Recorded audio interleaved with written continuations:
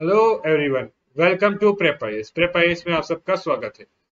आज हम डिस्कस कर रहे हैं एसए के लिए एक स्ट्रेटजी कि कैसे आप एसए में ज्यादा से ज्यादा मार्क्स सिक्योर कर सकते हैं। How you could secure high marks in an essay. Again as I always say, ये स्ट्रेटजी बड़ी सिंपल और स्ट्रेट फॉरवर्ड है and for me personally this strategy has work. मेरे लिए स्ट्रेटजी काम की है। एक बार इस स्ट्रेटजी के बाद मेरे को 152 मिले थे और एक बार 130। ठीक है, और इससे पहले मैं विदाउट स्ट्रेटजी या विदाउट मतलब प्लान करके जो ऐसे देता था जब ऐसे का पेपर, तो I used to get less marks. ठीक है, तो let's just start right away with the strategy. Again देखिए, before I start I would like to tell you, देखिए ऐसा नहीं है कि कोई फिक्स स्ट्रेटजी होती है कि ऐसे को कि अगेन एक ही स्ट्रेटजी इसी से करोगे तो ही। बहुत सारी स्ट्रेटजी होते हैं और एज आई ऑलवेज से, आप मेरी स्ट्रेटजी देखो और भी दूसरी स्ट्रेटजी देखो। और ऐसे के केस में तो स्ट्रेटजीज ट्राई करना बहुत आसान होता है, क्योंकि एक ऐसे दो ऐसे आप लिख के देखो, आपको पता चल जाएगा कि हाँ यार, ये वर्क कर रहा है मेरे लिए या ये वर्क नहीं कर रहा है मेरे लिए। ठीक है, तो आई वुड अगेन रिकमेंड, देखिए जहां तक मेरी स्ट्रेटजी है पर्सनली, मैंने भी ऐसी ही बनाई थी।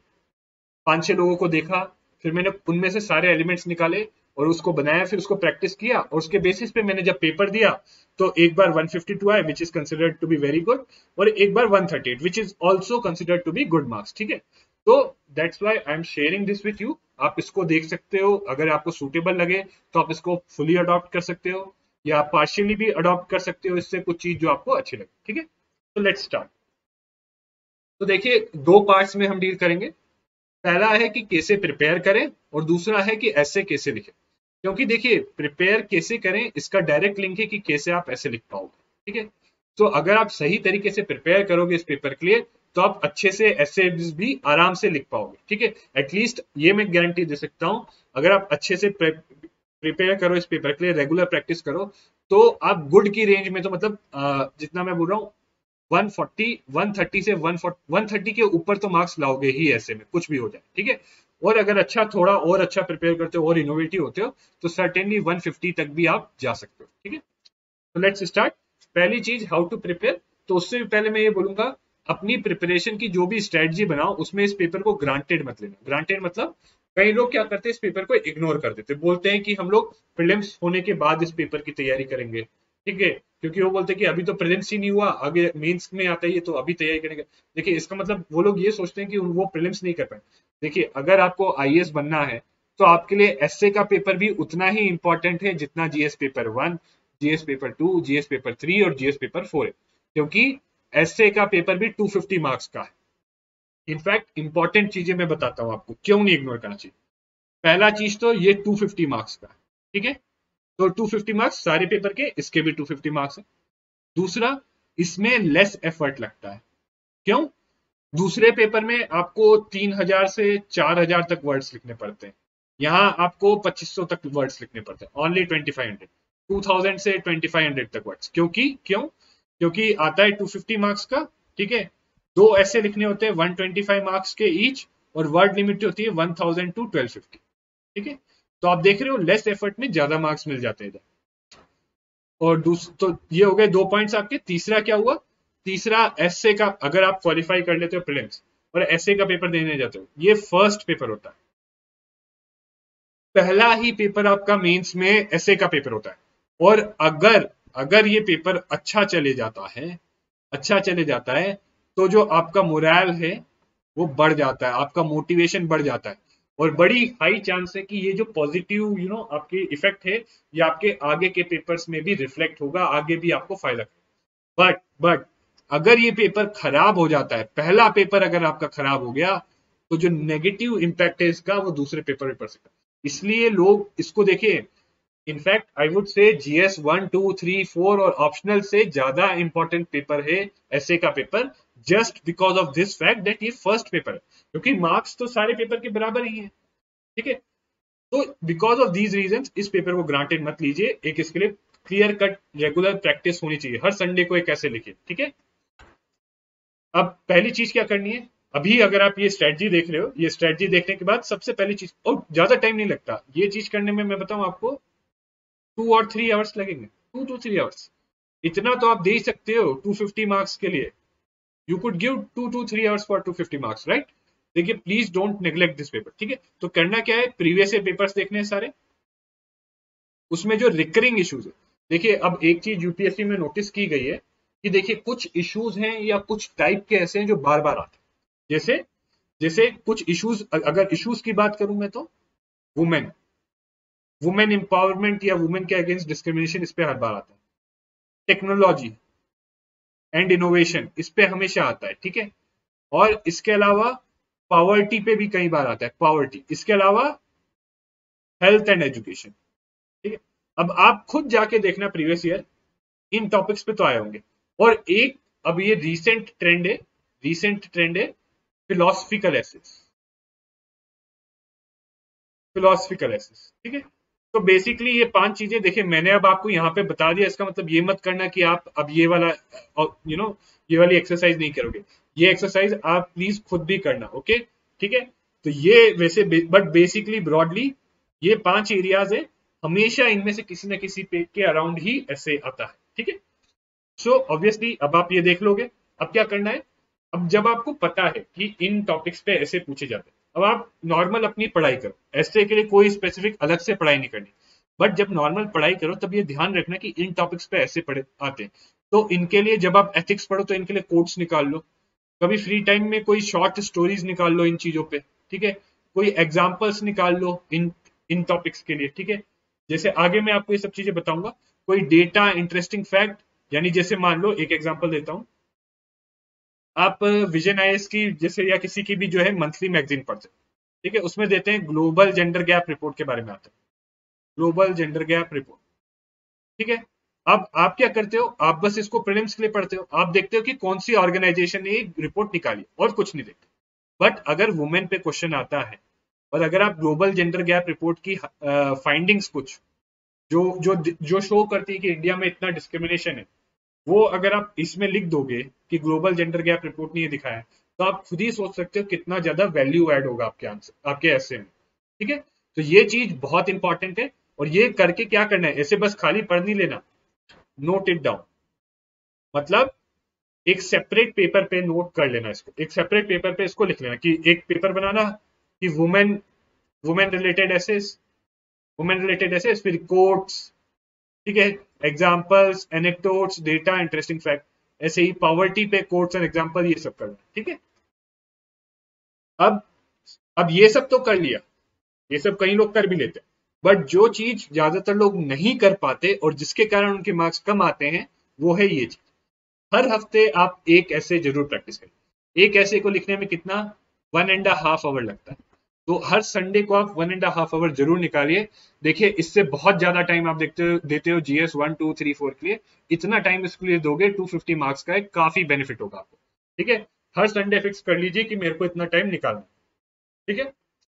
उसके बाद इवेल्युएशन, ये भी बहुत जरूरी। कई लोग क्या करेंगे, ऐसे लिख लिया बस फिर थक गए, छोड़ देते हैं उसको, ना खुद इवेल्युएट करेंगे।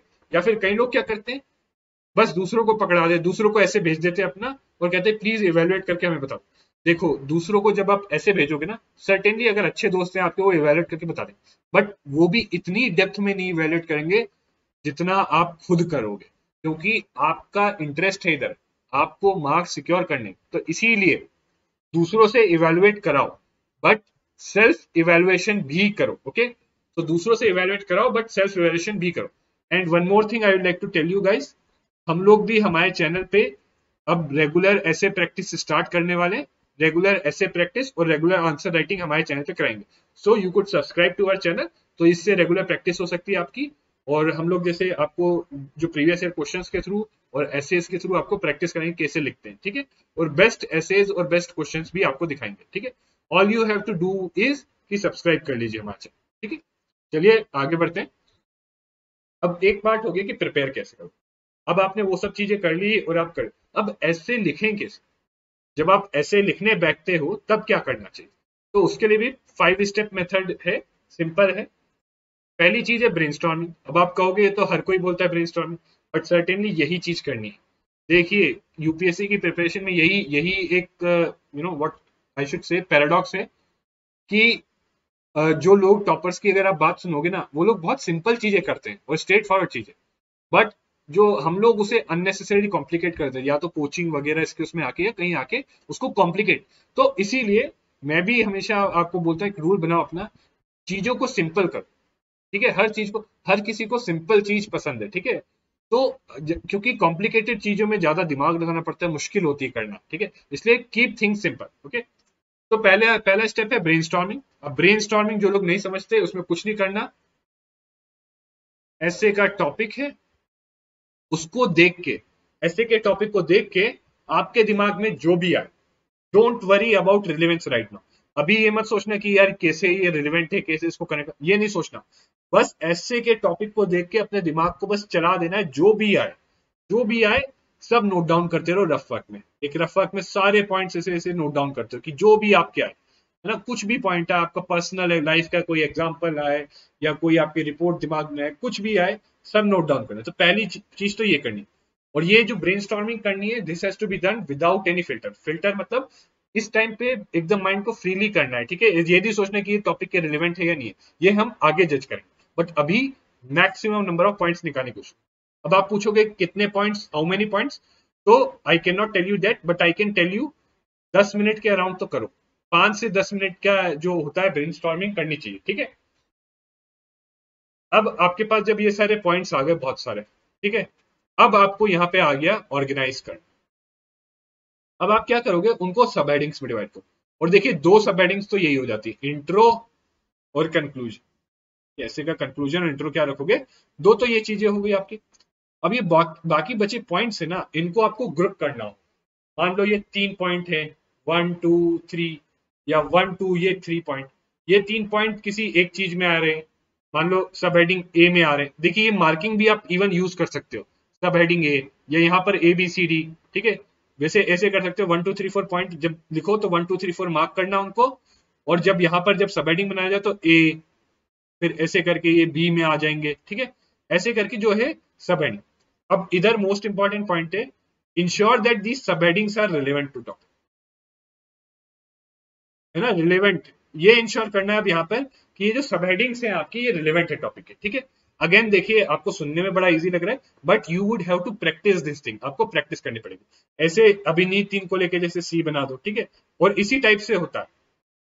ठीक है, तो इससे बहुत इजी हो जाएगा आपकी नॉलेज जो है, अब आप ऑर्गेनाइज कर सकते हो अपने सारे पॉइंट्स को। ठीक है, सब हेडिंग, और सब हेडिंग को इंश्योर करना कि वो रिलेवेंट रहे टॉपिक के। ठीक है, अब इसमें क्या होगा, कुछ ऐसे पॉइंट्स इधर होंगे जो छूट जाएंगे, जो किसी भी सब हेडिंग में नहीं आते। ऐसे पॉइंट्स को क्या करना है, उनको रिमूव कर देना, उनको फिल्टर आउट, क्योंकि वो रिलेवेंट नहीं है। अब आगे बढ़ते हैं।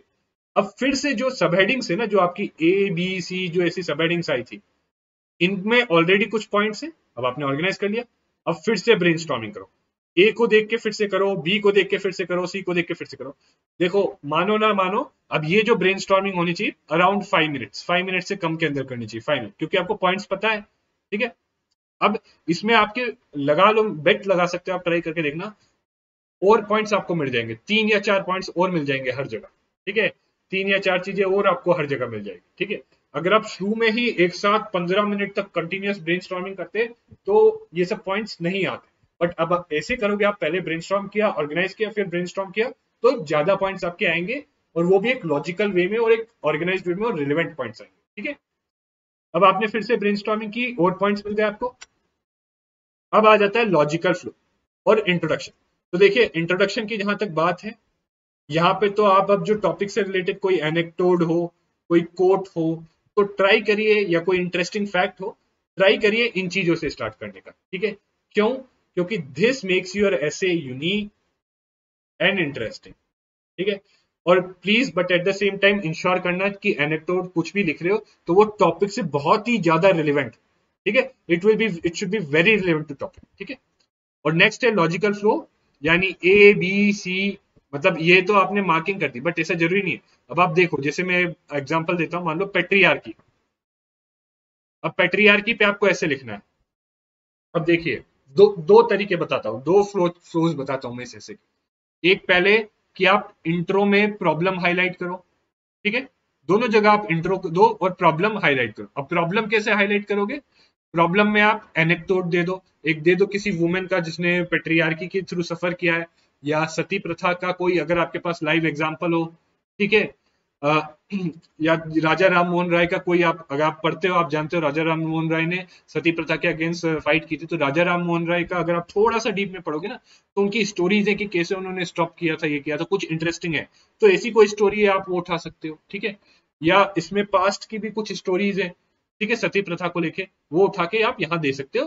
तो इसके थ्रू क्या करना है आपको, अगर कोई पास्ट की आप करते हो तो थ्रू आप बता सकते हो कि देखो पेट्रियार्की जो है एंशियंट टाइम से चले आ रही है।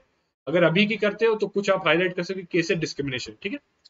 अगला क्या है, अगला आप बताओ इसके बाद क्या लिखना चाहिए। एक तरफ है इम्पैक्ट और फिर आ जाएगा कॉजेस, या फिर इसके बाद मैं कॉजेस लिखूं और फिर इम्पैक्ट लिखूं। आप बताओ ज्यादा लॉजिकल क्या है, विच इज मोर लॉजिकल। तो देखिए मेरे हिसाब से फर्स्ट वन ज्यादा लॉजिकल है, और लास्ट में लिखोगे आप सोल्यूशन। तो ये एक तरीके से लॉजिकल फ्लो हो गया। आपने प्रॉब्लम बताई, आपने बताया ये प्रॉब्लम एग्जिस्ट करती है हमारी सोसाइटी में, ऐसे एग्जांपल वगैरह, इंटरेस्टिंग फैक्ट, एनेक्डोट से। फिर आपने बताया इसका इम्पैक्ट क्या होता है सोसाइटी में पेट्रियार्की का। फिर आपने बताया इसके कॉजेस क्या है, और फिर आपने बताया इसका सोल्यूशन क्या है। लास्ट में आप कंक्लूड कर लोगे। अब कंक्लूड भी आप कोई अच्छे कोट वोट से कर सकते हो, जो वुमेन पे आपको है, या वुमेन एम्पावरमेंट पे कोई कोट है तो आप कर सकते हो उस पर, ठीक है। तो ये आपका स्टेप है। अब ये सब तो आपका पूरा चेन बन गया, ठीक है। ये 4 स्टेप शुरू के होते हैं जो 15-20 मिनट में शुरू के 15-20 मिनट में करने थे। अब उसके बाद 1.5 आवर में आप बचे, आप 1 आवर 10 मिनट्स आप राइट करते हो इससे, ठीक है। सो उसमें क्या करना है, देखो आप ये सब चीजों को देखना, और आप अपना पॉइंट और हेडिंग को इलेबोरेट करके लिखते रहना।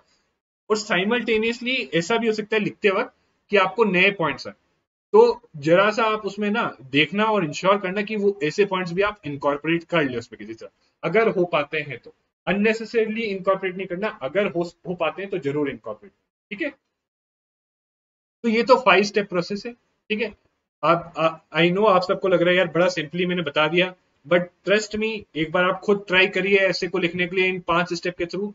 आप नॉर्मली जो ऐसे लिखने के लिए ऐसे ही बिना स्टेप्स के बैठ जाते हो, और इसके थ्रू करोगे, सेकंड ये वाला तरीका आपको बहुत इजी लगेगा, आपके लिए आसान कर देगा ऐसे लिखना, ठीक है। तो you would have to practice this thing, ठीक है, आपको प्रैक्टिस करना। अब एक बार थोड़ा लास्ट ईयर का जो 2020 का मीन्स का पेपर देख लेते हैं ऐसे का।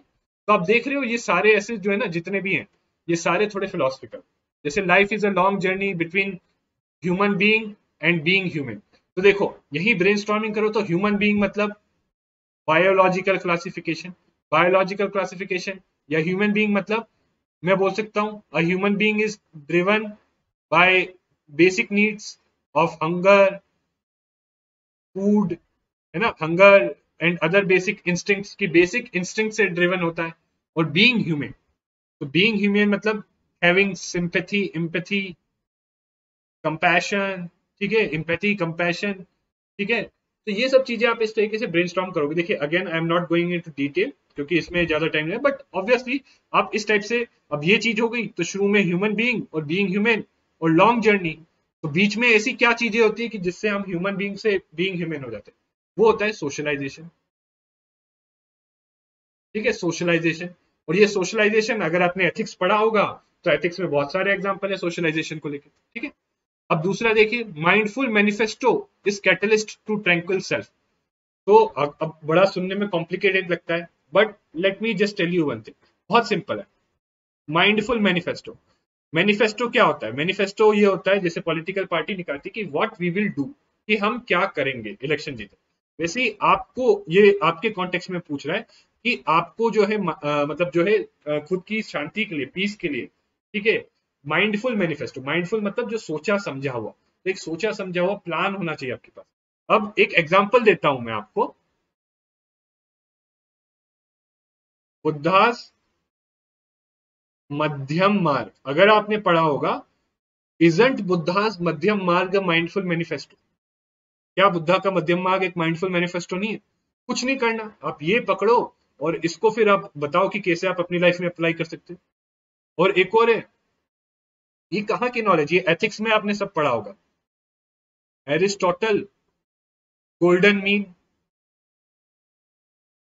गोल्डन मीन, सोक्रेटिस, सोक्रेटिस ने भी दिया हुआ।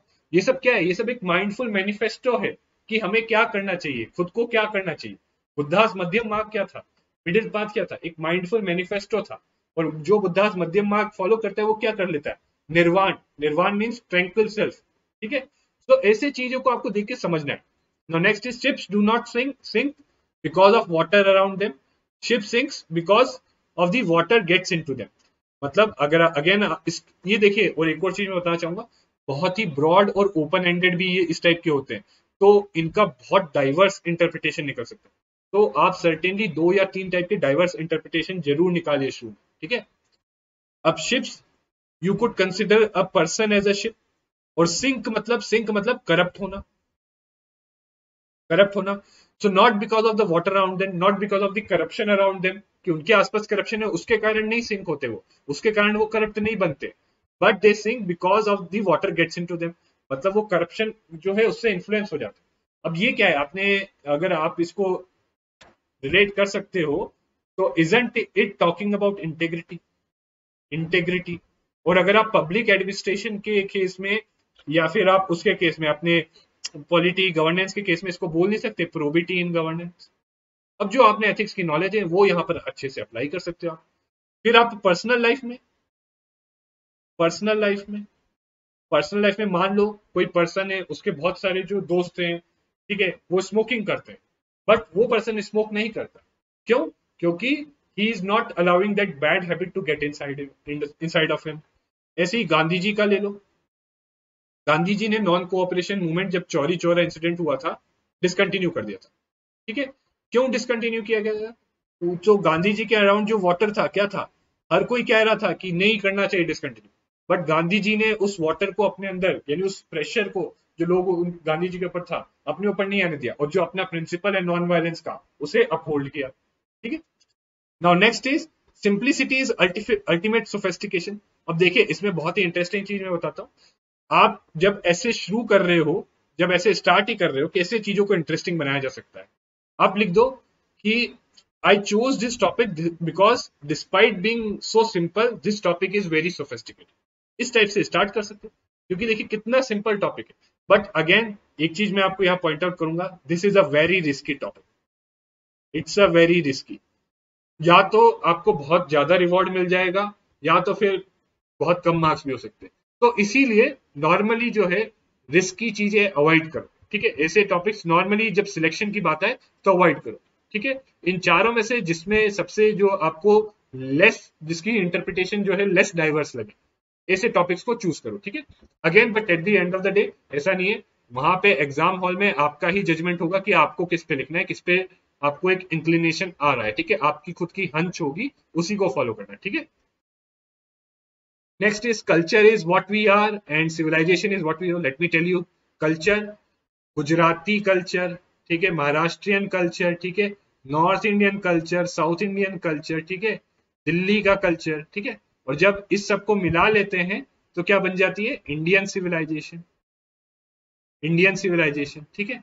ऐसे ही कल्चर में ओवर द टाइम कैसे इवॉल्व हुआ इंडियन कल्चर, आप जानते हो बहुत सारे कल्चर्स के इम्पैक्ट के थ्रू, फॉरेनर्स भी आए, ये आए, उसके थ्रू इवॉल्व हुआ, और वो सब इवॉल्व होकर बन गया इंडियन सिविलाइजेशन, ठीक है।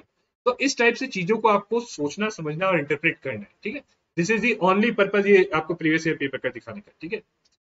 Now there can be no social justice without economic prosperity, but economic prosperity without social justice is meaningless. तो सोशल जस्टिस और economic prosperity, isn't it talking about inclusive growth? Inclusive growth के बारे में बात कर रहे हैं। यहां जरूर डॉक्टर बी आर अंबेडकर का, डॉक्टर बी आर अंबेडकर का आप कोट लिख सकते हो। डॉक्टर जो आप social democracy, political democracy, economic democracy पे डॉक्टर बी आर अंबेडकर ने जो इसके बारे में कहा था वो लिख सकते हो, या और कोई कोट आपके पास है तो वो लिख सकते हो यहाँ पे स्टार्ट करने, ठीक है।